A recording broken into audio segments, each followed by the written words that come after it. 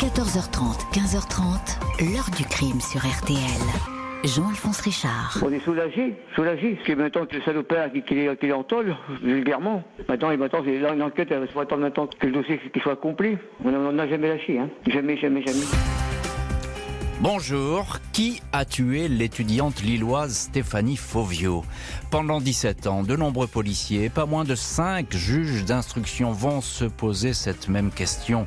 Il faut dire que la scène de crime tient quasiment de l'énigme parfaite, tout droit sortie du roman de Gaston Leroux, Le mystère de la chambre jaune. Stéphanie a été tuée dans une pièce fermée de l'intérieur. L'enquête va s'orienter vers un petit groupe de proches et d'amis de la victime. Il faudra une ultime recherche ADN pour que le meurtrier soit enfin arrêté, jugé et condamné. Depuis son crime, il avait revêtu, nous le verrons, un uniforme qui faisait de lui un homme parfaitement insoupçonnable. Après toutes ces années, la vérité est-elle totale sur l'affaire Stéphanie Fauvio ou reste-t-il des questions sans réponse ? Pourquoi les investigations ont-elles été si longues ? Meurtre ou accident ? Avec nos invités, nous allons répondre à ces questions et bien d'autres, bien sûr. 14h30, 15h30, l'heure du crime sur RTL. Et aujourd'hui, dans l'heure du crime, l'affaire Stéphanie Fauvio, une étudiante qui est en passe de réussir sa première année universitaire au printemps 1995. Son corps est découvert dans d'étranges conditions dans un appartement de Lille. Ce mercredi 24 mai, veille du grand pont de l'Ascension, Karine Dupont rentre chez elle au numéro 52 de la rue Fédherbe, juste derrière la gare de Lille-Flandre. Un vieil immeuble coincé entre un restaurant et une boutique de mariage. Elle est accompagnée de 2 amis, 2 jeunes hommes, 2 frères. Lilian Legrand, son futur beau-frère, et Régis Legrand. Il est presque 17h30. Le trio gravit les marches jusqu'au 5e étage. Ils ont la surprise de trouver la porte d'entrée bloquée, comme si une pièce métallique était coincée à l'intérieur. Karine pense aussitôt à une tentative de cambriolage. Tôt le matin, quelqu'un a sonné à 2 reprises à l'interphone au rez-de-chaussée, sans se présenter. Elle avait alors immédiatement songé à quelqu'un qui s'assure que le logement est vide pour pouvoir le visiter. Les frères Legrand forcent la porte. Karine a le soulagement de découvrir le petit salon intact. Il n'y a personne dans ce studio qu'elle partage en colocation avec Stéphanie Fauvio, une copine. Karine va pouvoir récupérer toutes ses affaires pour partir avec les frères Legrand. Ces derniers patientent en fumant quelques cigarettes. Karine souhaite accéder à la salle de bain, mais là aussi, la porte résiste. Elle est verrouillée, à double tour, et la clé a disparu. Les 2 frères se penchent alors pour observer l'intérieur par une petite trappe d'aération. Ils sursautent en apercevant un pied nu. Ils défoncent la porte. Stéphanie Fauvio gît en peignoir sur le rebord de la baignoire. Elle est morte. Les policiers du commissariat central de Lille se rendent immédiatement rue Fédherbe. Hormis une couverture déposée par ses amis sur la défunte, rien n'a été touché dans la salle de bain. L'étudiante est vêtue d'un peignoir en éponge, largement ouvert, le buste est dénudé et basculé vers l'arrière. La tête est presque totalement immergée dans l'eau de la baignoire jusqu'au menton.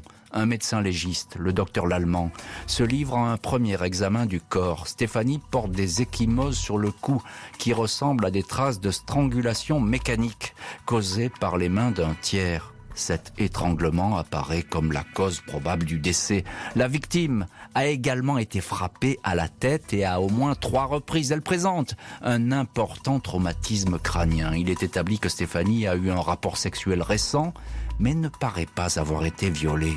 Sur son nombril, un poil pubien est prélevé. Le visage de la malheureuse a été ébouillanté dans l'eau brûlante de la baignoire, un bain dans lequel elle a glissé alors qu'elle était inconsciente. Karine Dupont, la colocataire, indique que Stéphanie s'apprêtait effectivement à prendre un bain quand elle l'a quitté. Au matin, il était précisément 8h05. Dans l'appartement, les enquêteurs de l'identité judiciaire saisissent de nombreux mégots de cigarettes dans les cendriers du salon et de la cuisine attenante. Ils notent que le rideau de la salle de bain ainsi que la tringle le soutenant sont absents. Sans doute, le meurtrier y avait laissé ses empreintes. Plusieurs objets appartenant à Stéphanie Fauvio ont été dérobés, sa carte bleue, son porte-monnaie, une bague portant un saphir bleu, une chaîne de cou en or et un pendentif en forme de cœur. Sa carte d'identité est également introuvable. La jeune étudiante aurait-elle été victime d'un cambrioleur qui croyait trouver une maison vide? C'est la première hypothèse qui semble s'imposer. Dans l'immeuble, personne n'a rien entendu. Seule la locataire du 4e dit avoir perçu 2 bruits sourds, comme une chute, entre 9h et 9h30. Voilà donc pour le tout début de cette affaire qui ne manque pas de mystère et on va les égrener au fil de cette heure du crime. Franck Hanson, bonjour. Bonjour Jean-Alphonse, bonjour à tous. Merci beaucoup d'être en ligne dans l'heure du crime. Vous êtes notre correspondant RTL à Lille et dans cette grande région du Nord. Vous avez suivi cette affaire, vous la connaissez très bien. Une question simple, Franck. Qui est la victime, Stéphanie Fauvio ? Bien écoutez, elle allait avoir 18 ans, c'est une jeune étudiante rayonnante, disent tous ses proches, sans histoire, une jolie brune qui avait passé son bac quelques mois plus tôt à Saint-Omer et qui arrivait donc à Lille pour ses études. C'était la petite dernière dans la famille, elle a un frère, une sœur, une famille soudée, des gens simples, installés donc à Wizerne dans la campagne audomaroise. Son père est agent ouvrier à la papeterie, sa mère est couturière. Stéphanie, elle avait un petit ami, Vincent, encore lycéen, lui, à Lille, qui venait de temps en temps dans cet appartement près de la gare de Lille où elle s'était installée avec sa copine d'enfance, Karine, vous l'avez parfaitement raconté. Une jeune fille qui aimait bien faire la fête, mais comme tous les étudiants, elle était plutôt sérieuse et elle rentrait chez ses parents dans le Pas-de-Calais tous les week-ends. Tous les week-ends. Donc c'est un portrait assez lisse finalement que l'on découvre de cette victime. Stéphanie, elle a jamais fait parler d'elle. On peut pas dire qu'elle s'est soit disputée avec quelqu'un la veille ou qu'il y ait une embrouille. Ce qui interpelle tous ses proches, sa famille, c'est pourquoi elle, pourquoi lui avoir fait subir tant d'atrocités, pourquoi s'en être pris à cette jeune fille qui était vraiment une jeune fille sans histoire, tranquille, quoi. Alors elle a été étranglée sans doute, on en est au début des constatations des légistes, frappée, surprise peut-être par cet agresseur, parce que en tout cas il n'y a pas de traces de lutte ou de désordre dans l'appartement. Ça on ne trouve pas, l'appartement n'est pas sans dessus-dessous, Franck Hanson. Non, même si ses proches, vous l'avez dit, ont eu du mal à rentrer puisque il y avait la clé cassée coincée, il a fallu défoncer la porte. On aurait pu penser qu'il y avait eu un cambriolage, mais apparemment, en apparence du moins, quand ils sont rentrés dans l'appartement, c'était en ordre. C'est pour ça d'ailleurs qu'ils se sont pas inquiétés. Ils ont fumé une cigarette, ils ont patienté, ils ont discuté jusqu'au moment où ils ont découvert la victime. Découvert la victime dans la salle de bain. Bonjour Hervé Guinez. Bonjour monsieur Hanson. Bonjour monsieur. Bonjour, Monsieur Richard, voilà, on avait Franck Hanson en ligne, mais c'est pas très grave. Vous êtes chef d'état-major à la PJ de Lille. En 2012, vous avez repris toute l'enquête lorsque vous étiez chef de groupe, je le précise, à la brigade criminelle de Lille. Alors, à ce stade de l'enquête, Monsieur Guinez, vous n'êtes pas encore saisi, si je puis dire, du dossier, mais je voudrais avec vous que vous nous disiez, vous, en qualité de professionnel, de policier qui connaissez bien la chose criminelle, que vous inspire cette scène de crime qui est un petit peu curieuse quand même. Il y a des détails qui échappent à la logique. Tout à fait. En fait, effectivement, quand Madame Dupont et puis les frères Legrand arrivent au niveau du 5e étage, non seulement la clé qui permet de déverrouiller le verrou est cassée à l'intérieur, mais en plus on a une trace de ripage sur la porte. Donc là, c'est monsieur le leader Legrand qui défonce la porte à coup d'épaule. Il rentre dans l'appartement, mais tranquillement, il s'installe dans la cuisine pour que Madame Dupont récupère ses affaires. C'est le long week-end de l'Ascension. Oui. À ce moment-là, il se met dans la cuisine. Monsieur Legrand mange un yaourt tranquillement, il fume des cigarettes. Il rédige même un courrier à l'attention de Stéphanie en lui disant fais attention, certainement qu'un voleur a voulu s'introduire dans l'appartement. Et en fait, c'est quand Madame Dupont veut se rendre dans la salle de bain pour récupérer des effets, que la porte est également fermée. Qu'elle va pas s'apercevoir, et puis ils vont s'apercevoir évidemment qu'il y a la dépouille de leur copine qui est sur place. Franck Hanson, on a là affaire à une bande d'amis, je peux dire, Karine, les frères Legrand, Stéphanie, tout le monde se connaît. Oui, en effet. Karine et Stéphanie, elles sont amies d'enfance depuis leurs années de lycée. Et puis donc Régis et puis le grand, le frère, ils venaient régulièrement à l'appartement. Ils se connaissaient bien. Ils venaient régulièrement dans cet appartement. Hervé Guinez, on a tout de suite le sentiment que c'est un proche ou quelqu'un qui connaît bien les lieux, qui a peut-être procédé. On peut le dire comme ça. Tout à fait, parce que les 2 appels le matin qui sont hyper importants, parce qu'on a 2 appels au niveau de l'interphone sans aucune réponse de la personne qui appelle. Il n'y a plus de nom sur la sonnette en fait. Donc en fait la personne qui appelle, qui est certainement, qui est même sûrement l'auteur du meurtre, connaît l'appartement en fait. Donc effectivement on peut se dire que la personne connaît bien les lieux. La police judiciaire lilloise a effectivement très vite le sentiment que la thèse du cambriolage qui a mal tourné ne tient pas la route. Tout sans la mise en scène dans cet appartement. Pour la police, c'est un familier qui se trouve derrière ce meurtre. Les enquêteurs sont convaincus que l'assassin connaissait bien Stéphanie, une personne à laquelle l'étudiante a ouvert la porte sans se méfier, un familier. Depuis quelques semaines, afin de ne pas être importunés, Karine et Stéphanie, les colocataires, avaient enlevé leur nom sur l'interphone au rez-de-chaussée. Pas de nom non plus sur la porte de l'appartement. Une porte qui n'a pas été forcée pour être ouverte. Les policiers partent donc à la chasse aux témoignages auprès de toutes celles et ceux qui connaissait la victime. Véronique, une très bonne amie, indique que Stéphanie était une fille prudente et pudique qui n'aurait jamais ouvert la porte, qui plus est en peignoir, à un inconnu. Vincent, le petit ami de la victime, est longuement entendu, questionné. Il indique avoir vu pour la dernière fois Stéphanie le dimanche 21 mai au soir. Ce mercredi 24 mai au matin, il était en cours. Karine, la colocataire, est également auditionnée. Elle reconnaît que depuis quelque temps, les liens s'étaient distendus avec Stéphanie. Le climat n'était plus au beau fixe entre les 2 copines qui ne s'adressaient plus guère la parole et envisageaient de stopper leur colocation. Une brouille, mais pas au point de souhaiter la mort de l'étudiante. Karine, dernière personne à avoir vu vivante Stéphanie, conteste formellement l'avoir tuée. Les policiers continuent à faire le tour des proches de Stéphanie Fauvio. Les frères Legrand, qui ont découvert la scène de crime, sont interrogés à leur tour. Le mercredi 24 mai, jour du crime, Régis Legrand raconte s'être réveillé dans la maison familiale vers 8h du matin. Il a ensuite effectué des démarches à la caisse d'allocation médicale, puis à la poste, à midi. Il a déjeuné avec ses 2 frères. Lilian Legrand, qui vit lui avec Sandrine Dupont, la sœur de Karine, la colocataire, a quitté sa compagne vers 8h du matin. Il s'est aussitôt rendu chez ses parents à La Couture. Il est resté en leur compagnie jusqu'à 11h30. Les parents confirment cet emploi du temps. Lilian dit qu'il est passé comme un familier à plusieurs reprises dans l'appartement de la rue Fédère, un appartement qu'il connaissait bien. Il passait fréquemment voir à l'improviste Karine et Stéphanie. Selon lui, il ne fait aucun doute que l'étudiante a été tuée par quelqu'un qu'elle connaissait. 3 semaines après le crime, 8 juin, le frère de l'étudiante assassinée reçoit une photo de sa sœur découpée dans un journal et barrée d'une croix. Sans doute l'œuvre d'un mauvais plaisant. L'ADN du timbre est expertisé. Il ne concorde pas avec celui du poil pubien masculin retrouvé sur le ventre de la victime. Ce génotype masculin est comparé avec celui de plusieurs garçons qui connaissaient Stéphanie, dont Vincent, le fiancé.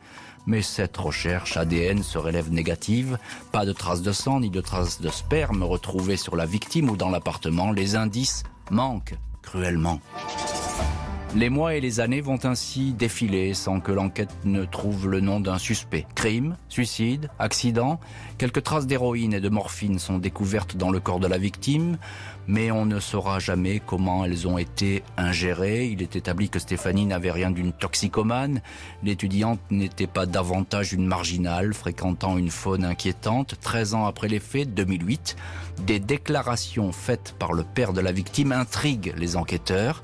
Francis Fauvio raconte que sa fille avait à une époque rencontré un jeune homme qui voulait lui donner des cours de maths. Celui-ci, prénommé Radouane, aurait tenté de la séduire.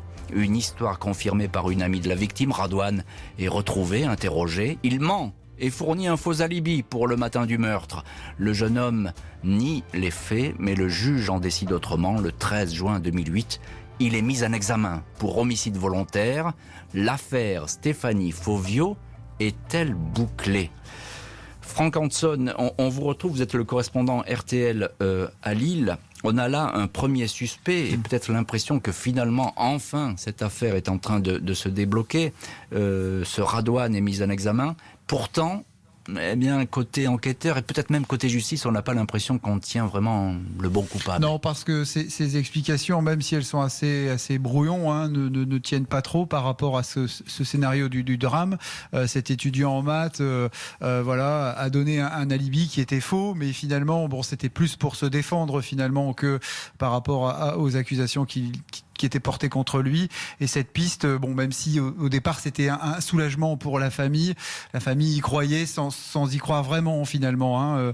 La piste est finalement abandonnée quelques mois plus tard, faute d'éléments. Il n'y avait pas de preuves matérielles finalement dans ce dossier-là. C'est ça, il n'y avait pas de preuves matérielles. Donc, est-ce que il faut recommencer à zéro encore. Ouais, voilà, c'est ça. Mais c'est la question que j'allais vous poser, Franck, parce que est-ce que avec cette mise en examen, on sait que ça n'équivaut pas à une culpabilité, mais on a toujours l'impression que le dossier s'arrête dès lors qu'il y a une mise en examen.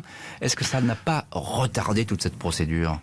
Non, ça n'a pas retardé parce que les enquêteurs ont continué d'enquêter, ont continué de chercher des éléments et les parents également, on en parlera peut-être plus tard, mais les parents n'ont pas lâché non plus dans ce dossier. Ils ont continué de fouiller, de s'interroger, de passer des appels. Ils sont passés aussi dans des émissions de télé. Et donc voilà, ce qui fait que cette affaire finalement, au fil des années, il y avait toujours beaucoup de zones d'ombre, mais elle ne s'est jamais éteinte finalement.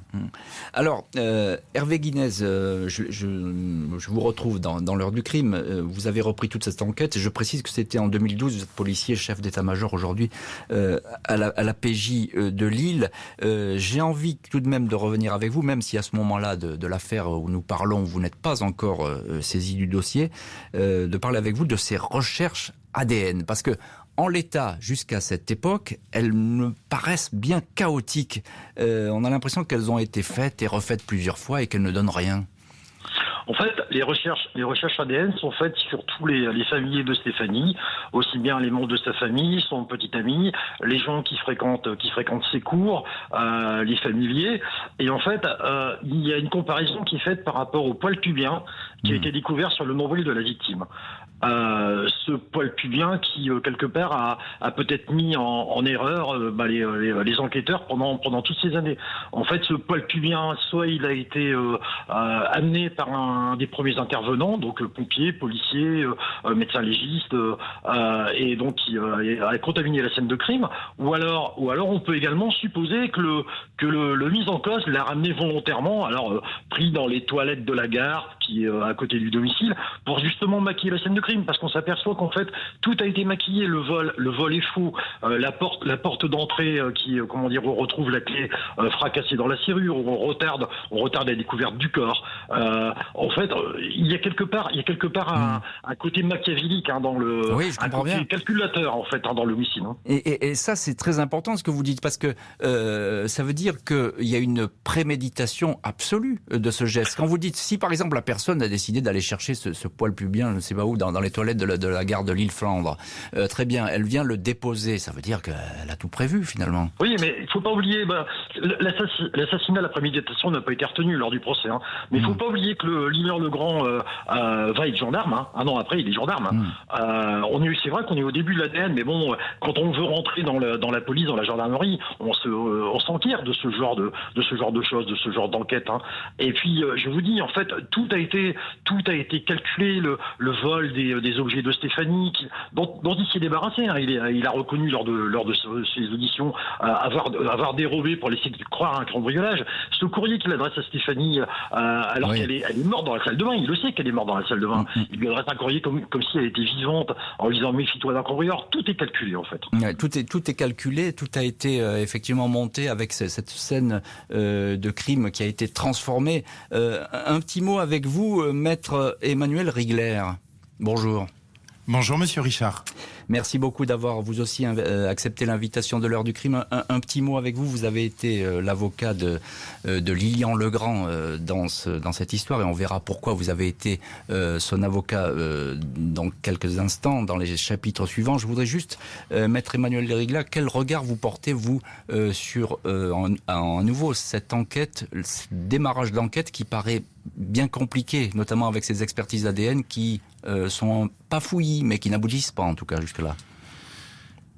Nous regardons ça avec nos yeux de 2020 ou de 2019, époque où tout cela est tranché et jugé. À l'époque de l'enquête, l'ADN n'est pas aussi avancé, les techniques ne sont pas aussi abouties, et effectivement, je m'élève en faux sur la description qui vient d'être faite par l'enquêteur, parce que Lilian Legrand a à peu près le même âge que la victime, et on a du mal à l'imaginer tout calculé, prémédité, aller au fond de la gare chercher un poil pubien. On a au contraire là une description qui correspondrait plutôt à un homme adulte. Les éléments, par exemple, qui étaient rappelés tout à l'heure, en disant que très tôt, quelqu'un avait sonné 2 fois, eh bien, à l'heure où il a été sonné 2 fois, Lilian Legrand, nous savons qu'il est encore chez lui, puisque les témoins vont dire qu'il n'est pas à Lille à cette heure-là et qu'il est de l'autre côté. Et on va y revenir avec vous, Maître Emmanuel Rigler, dans les chapitres suivants. Le premier suspect, Radouane, n'est pas vraiment convaincant, malgré les charges graves retenues contre lui. À force de patience, d'expertise et de contre-expertise, un autre nom va apparaître, un familier, comme on s'y attendait. En juillet 2010, est sur le point de se refermer le dossier Fauvio. Mais l'arrivée d'un nouveau juge change la donne. Celui-ci doute de la culpabilité du dénommé Radouane. Il ordonne donc de nouvelles expertises biologiques confiées à un laboratoire privé à Bordeaux. Le professeur d'Outremepuich détecte 3 traces d'un ADN masculin à 3 endroits différents sur le peignoir que portait Stéphanie. Cet ADN est également présent sur un mégot de cigarette de la marque Marlboro, retrouvé dans l'un des cendriers de l'appartement. Une cigarette qui aurait été fumée par l'un des frères Legrand. Mais lequel ? Régis Legrand est interpellé, interrogé. Il dément toute implication dans le crime. Il ne s'est rendu dans l'appartement, dit-il, que l'après-midi. Il est toutefois mis en examen pour homicide volontaire. 14 novembre 2012, le laboratoire bordelais transmet des résultats plus précis. L'ADN relevé sur le peignoir et sur l'un des mégots est celui de Lilian Legrand. Ce dernier, qui avait 23 ans au moment des faits, est désormais âgé de 40 ans. Il est marié à Sandrine, la sœur de Karine, la colocataire, et est devenu gendarme. Il a le grade d'adjudant. Il est en poste au centre de commandement de la gendarmerie de Nice. Placé en garde à vue, Lilian Legrand dément avoir tué Stéphanie. Il réitère sa version de 1995. Mais face à l'indice ADN, ses déclarations ne vont cesser d'évoluer. Il reconnaît ainsi avoir eu des relations sexuelles avec la victime lors des semaines précédant le décès. Ce 24 mai 95, c'est bien lui qui avait actionné l'interphone.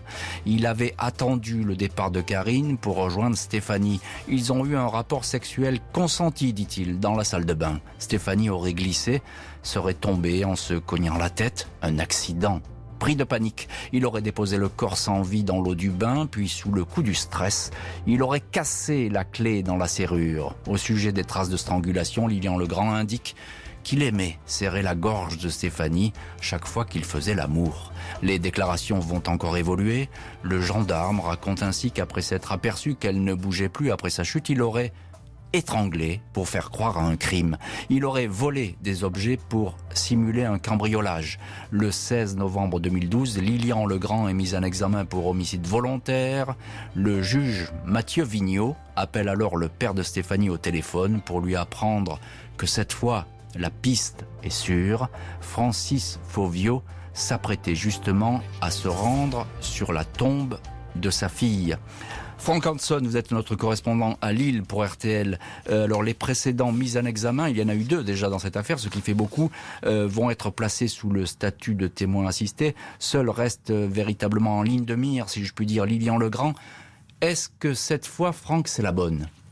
Du moins, les enquêteurs en sont persuadés, la famille également. C'est un vrai soulagement, cette fois pour la famille. 17 ans après ce drame qui est resté inexpliqué, Lilian Legrand donc apparaît comme le suspect numéro 1, donc accablé en quelque sorte par cette analyse ADN et par ses aveux, par ses premiers aveux. Et par ses premiers aveux. Et vous faites bien de le souligner, Francis et Ginette Fauvio, les parents, il faut le rappeler quand même, parce que c'est important dans cette affaire, ils n'ont jamais baissé les bras. Ils vont même faire un appel dans la Voix du Nord pour relancer le journal local, pour relancer l'affaire. Tout à fait. Ils étaient même allés chez Jacques Pradel, qui avait encore une émission de télé à l'époque, également Avis de recherche. Et sa mère était aussi très méticuleuse sur les rebondissements de cette affaire. Elle avait relu tous les PV d'audition, toutes les enquêtes. Ils n'ont jamais ils n'ont jamais lâché en quelque sorte cette affaire. C'est ce qui fait que les enquêteurs n'ont pas fermé non plus ce dossier. Maître Emmanuel Rigler, vous êtes également en ligne dans l'heure du crime depuis Lille. Vous êtes avocat et vous avez défendu dans cette affaire Lilian Legrand. Qui est Lilian Legrand ? 17 ans, il faut le préciser, se sont écoulés depuis la mort de Stéphanie. On le présente comme un gendarme, mais c'est effectivement un informaticien, c'est-à-dire qu'il n'est pas du tout sur le terrain opérationnel, il est absolument pas au détour des enquêtes, il est dans un service totalement technique et absolument loin des investigations que l'on peut imaginer. C'est un homme qui est posé, qui est maintenant père de famille, qui a une vie personnelle libertaire, où il s'amuse effectivement en cachette de son épouse, mais c'est un homme sans histoire, il n'est pas connu de la justice, bien évidemment, il a toujours cette qualité de gendarme officiel, et ne fait pas parler de lui, il est parti là-bas pour intégrer ce service spécialisé, ils ont une vie tranquille à l'autre bout de la France, et une famille qui est restée dans le Nord, raison pour laquelle ils me choisiront pour assurer sa défense quand il sera ramené de Nice. Et alors, que penser tout de même, Maître Rigler, de ces changements d'explication lors de ces dépositions ? On a l'impression qu'il varie beaucoup dans ces versions, et c'est plus très bien ce qu'il raconte. Vous savez, le Code de procédure pénale dit qu'il n'y a aucune valeur pour des aveux qui sont passés sans avocat. Lilian Legrand va faire toute sa garde à vue sans avocat et va effectivement tenir des propos qui sont totalement incohérents quand on les compare aux éléments objectifs du dossier, comme j'y reviens encore, cette histoire de sonnette, où effectivement il n'était pas sur la métropole lilloise quand il reconnaîtra après avoir sonné alors que ça ne peut pas être lui. Donc il y a des précautions qui n'ont pas été prises d'entrée et qui vont peut-être donner des certitudes aux uns et aux autres, à tel point, vous le dites vous-même, qu'un juge d'instruction va se permettre d'appeler de sa ligne personnelle la famille des victimes, des parties civiles qui sont effectivement parties au dossier, pour leur dire ça y est, on a le bon. L'instruction ne fait réellement que commencer à l'égard de Lilian Legrand, et on le dépeint déjà comme le coupable, il est déjà pendu à l'entrée du village. C'est proprement scandaleux, le sort qui va être réservé à cet homme. 4 ans après sa mise en examen, Lilian Legrand comparé devant une cour d'assises. Le dernier et 5e juge du dossier avait été persuadé de la culpabilité de l'adjudant de gendarmerie. Lundi 10 octobre 2016, Lilian Legrand décline son identité dans la salle de la cour d'assises du Nord à Douai. Les parents de Stéphanie Fauvio attendaient depuis des années ce moment. Ils ont en face d'eux un homme qu'ils connaissent. Lilian Legrand faisait partie des amis de leur fille. L'accusé s'en tient à la thèse de l'accident, même si les enquêteurs appelés à la barre pour témoigner affirment que cette version a été pour le moins fluctuante. Selon un policier, Legrand aurait finalement admis que Stéphanie n'était pas consentante et qu'en lui résistant et voulant se dégager, elle aurait fait une chute mortelle. L'accusation exhume aussi une lettre écrite à sa femme alors qu'il allait être mis en examen. « Si tu savais à quel point je regrette, maintenant tu sais d'où me viennent mes insomnies. » L'un de ses avocats à l'époque, maître Éric Dupond-Moretti, pointe de son côté les manquements de l'enquête. Des pistes abandonnées comme celle d'un psychopathe belge qui aurait pu sévir à Lille. La défense insiste également sur le fait qu'aucun témoignage ne décrit Legrand sous les traits d'un homme violent ou inquiétant. En outre, le fameux poil pubien masculin retrouvé sur le nombril de la victime ne lui appartient pas. 102 hommes ont été testés sans résultat. Après 2 jours de procès, le gendarme Lilian Legrand revient sur ses aveux. Il dit avoir cédé sous la pression des policiers. Il explique que sa garde à vue est intervenue à un moment où son couple n'allait pas fort. Cette interpellation et la perquisition à son logement lui a fait craindre de perdre son emploi. Il s'est senti perdu. J'ai perdu mes repères. La solution, c'était tu parles et tu es tranquille. Sur les traces ADN retrouvées sur le peignoir, l'accusé dit qu'il se rendait fréquemment dans l'appartement. Il aurait pu se sécher les mains sur le peignoir après les avoir lavés. Contre Lilian Legrand, qui avait passé les 5 dernières années de sa carrière dans la garde républicaine de l'Élysée, l'avocat général requiert 30 ans de réclusion. Les jurés suivent. Le 14 octobre, Lilian Legrand écope de 30 ans de prison. 30 ans de prison donc pour Lilian Legrand. Hervé Guinness, vous avez été le policier le chef de groupe de la brigade criminelle qui a tenu toutes ces enquêtes dans ces dernières années. Qu'est-ce qui fait dire à la police que ce geste est volontaire et que ce n'est pas finalement un accident ? Concernant la présence de Lilian Legrand, déjà, je voudrais me permettre. En fait, le jour des faits, Karine Dupont quitte l'appartement à 8h moins le quart, et on a une amie de Stéphanie qui sonne à l'interphone pour partir en cours avec elle, Mademoiselle François, qui sonne à 8h15. Ça veut dire elle ne répond pas à l'interphone, ça veut dire que déjà, soit elle est décédée, soit il y a quelqu'un avec elle. Déjà, ça, c'est la première chose.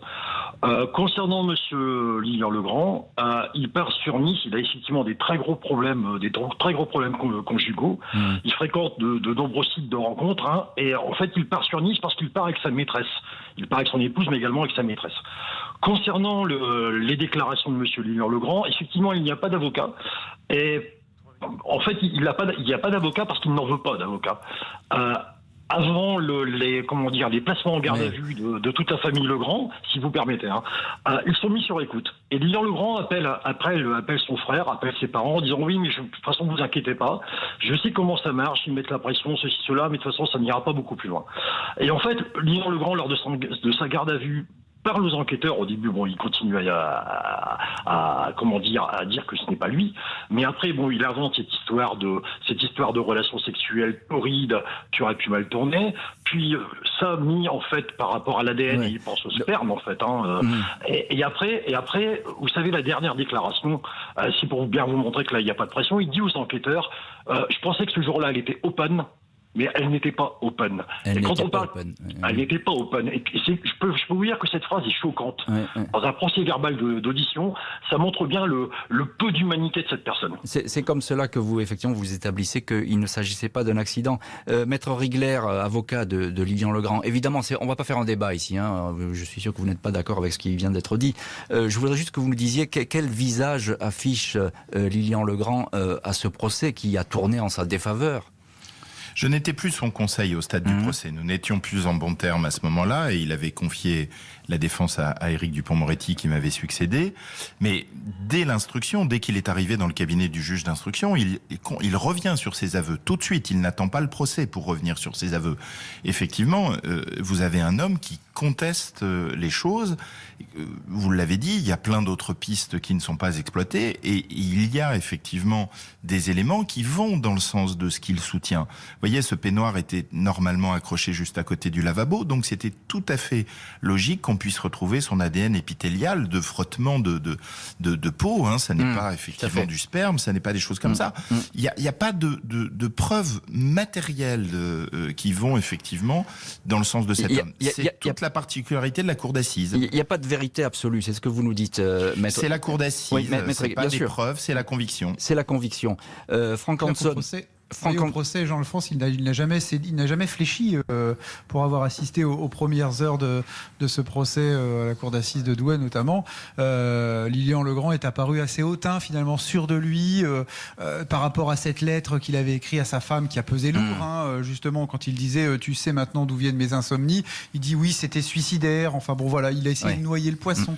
Il a toujours persisté à nier et même face aux parents de la victime qui étaient dignes au premier rang de la salle salle d'audience, il n'a vraiment rien laissé transparaître. Il n'a donné aucune explication. Si vous permettez, elle est très importante cette lettre, mais on peut aussi l'interpréter totalement autrement. On y revient dans un instant, Maître Rigler, parce que l'heure tourne, l'heure du crime tourne. Lilian Legrand n'accepte pas ce verdict. Il répète qu'il n'a pas tué volontairement Stéphanie Fauvio. Il fait donc appel. Il y aura un deuxième procès.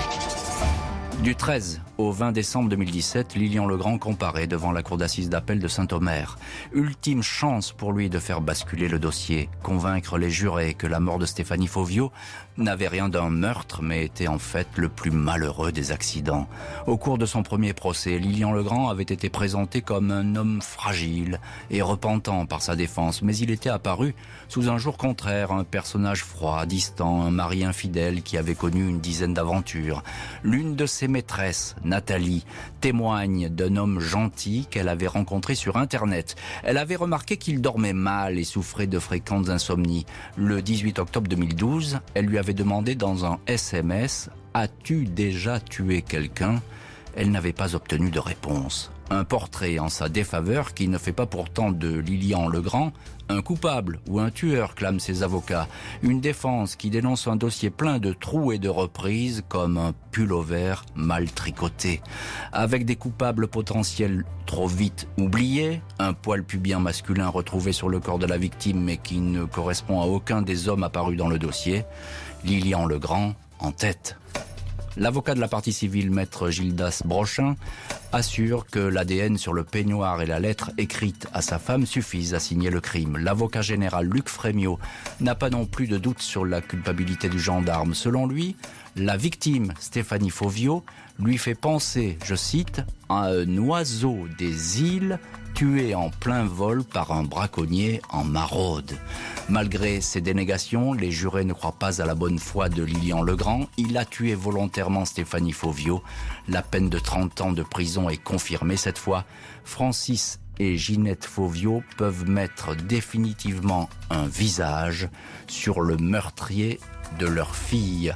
Et ce visage, c'est donc celui de Lilian Legrand. Maître Emmanuel Rigler, vous l'avez défendu, pas à ce procès, mais au début de l'affaire. Est-ce que, selon vous, Lilian Legrand paye finalement son attitude, pas désinvolte, mais assez froide, et puis sa vie personnelle compliquée? Écoutez, bien évidemment, quand vous avez une semaine d'audience, les impressions qui sont faites sur les jurés, et c'est d'ailleurs le dernier texte qui est lu aux jurés et extrait du Code de procédure pénale dit les impressions qui ont été faites, Lilian Legrand donne toutes les mauvaises couleurs possibles. Il a un comportement hautain, froid, il se sent supérieur intellectuellement, il apparaît comme le mari le plus infidèle, comme un obsédé sexuel, comme un détraqué sexuel. Rien, effectivement, ne plaît dans sa faveur, et il a avoué. Alors tout cela, effectivement, dans un plateau de la balance, déséquilibre complètement, effectivement, les poids de justice. Et de l'autre côté, vous n'avez que des grands principes, que des doutes et des autres pistes pour exploiter, qui sont extrêmement importantes, mais qui ne résistent pas dans l'esprit, effectivement, populaire des jurés. C'est vrai, mais il faut dire que ces déclarations, elles sont troublantes. Ces changements de cap permanents, devant une cour d'assises, ça pèse lourd tout ça. Hein. Oui, mais vous savez bien que les innocents sont ceux qui mentent effectivement le plus mal, et que c'est très très difficile de s'expliquer quand on n'est pas impliqué dans quelque chose et que l'on sait tout le poids. Vous voyez, par exemple, vous donniez du sens à cette lettre qu'il laisse à son épouse. Bien évidemment, quand vous pouvez avoir des insomnies, quand vous savez que vous avez trompé votre épouse avec effectivement une femme qui est retrouvée décédée, ça peut être effectivement une explication. Tout est réversible, potentiellement à plusieurs niveaux, et on peut effectivement regarder suivant qu'on est d'un côté ou de l'autre de la barre. Bonjour maître Gildas Brochin. Bonjour monsieur Richard. Vous êtes l'avocat des parents de Stéphanie Fauvio, partie civile donc dans ce dossier. Comment est-ce que vous aviez vécu ce deuxième procès ? Le deuxième procès, eh bien, on s'attendait à la version qu'il allait donner, mais à l'occasion du deuxième procès, il y a un témoin qui s'est manifesté, et qui était notamment une ancienne collègue gendarme de monsieur Legrand, qui a fait part de son comportement, là encore, assez déplacé avec l'agente féminine, alors même qu'on était cette fois-ci plusieurs années après le meurtre. invoquant par exemple que, alors qu'il savait très bien que le logement d'en face n'était occupé que par des femmes, eh bien il n'hésitait pas à se mettre fréquemment nu sur sa terrasse à la vue de ses collègues féminines, et que ça les dérangeait beaucoup, mais lui ne semblait pas être dérangé par ça. Maître Brochon, que devient la famille Fauvio? On sait qu'ils sont battus de longues années pour que jaillisse la vérité. Le père Francis disait d'ailleurs qu'il avait peur de mourir sans avoir pu la connaître, cette vérité. La vérité, c'était un peu le combat de leur vie, donc il y a une forme d'apaisement, même si le mot est un peu fort, évidemment, compte tenu de l'horreur qu'a été le meurtre de leur fille. Mais là, aujourd'hui, voilà, ils souhaitent en tout cas ne plus entendre parler de la procédure judiciaire et de poursuivre leur vie tranquillement.